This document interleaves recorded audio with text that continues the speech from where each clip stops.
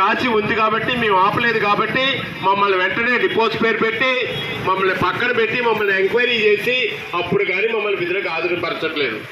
మరి గౌరవనీయులైనటువంటి APSRTC commissioner, APPTD commissioner, APSRTC మరి ఎండీ గారు అయినటువంటి ఎండీ గారు ఇచ్చినటువంటి సర్క్యులర్స్ ఏవైతే ఉన్నాయో వాటిని డిపో మేనేజర్లు కానీ డిపిటీ వాళ్ళు కానీ అమలు పరచకపోతే వాళ్ళు ఏం చేయాలి?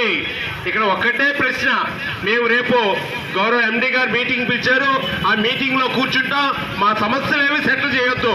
మీరు ఇచ్చినటువంటి సమస్యల్ని, మీరు ఇచ్చినటువంటి సర్క్యులర్ని కింద స్థాయి అధికారులు పాటించకపోతే వాళ్ళ మీద ఏం చర్య తీసుకుంటారు అది లిఖితపూర్వకంగా ఇవ్వండి అనేటువంటి దాన్ని మాత్రమే రేపు జరగబోయే మీటింగ్ లో మేము అడుగుతాం.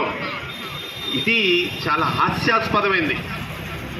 మీరిచ్చే నిబంధనలు పాటించకపోతే మమ్మల్ని అలాగా సస్పెన్షన్, డిపో స్పేర్ అని అంటున్నారు. అలాగే ఎండీ గారు ఇచ్చిన నిబంధనలు పాటించకపోతే ప్రతి డిఎంని డిపిటీని సస్పెండ్ చేయాలా? మా నినాదం అయితే అది ఒక్కటే. తప్పనిసరిగా మిమ్మల్ని ఆ స్థాయి తీసుకెళ్లి గౌరవ ఎండీ గారి ముందు కూర్చోబెట్టిన దాకా ఈ రాష్ట్ర కమిటీ ఊరుకోదని చెప్పి నేను సభాముఖంగా తెలియజేస్తున్నాను. ఏమడుగుతున్నారండి?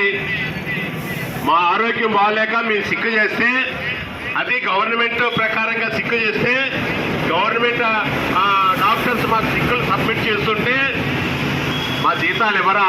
ఎవరిచ్చారు మీకు అధికారం? సర్కులర్లో ఏముంది? ఈవెన్ ఈహెచ్ హాస్పిటల్ డాక్టర్ అయినా సరే అతను సిక్ ఇచ్చినా సరే పూర్తి స్థాయి జీతం ఆ నెలలో సిక్ ఇస్తే ఆ నెల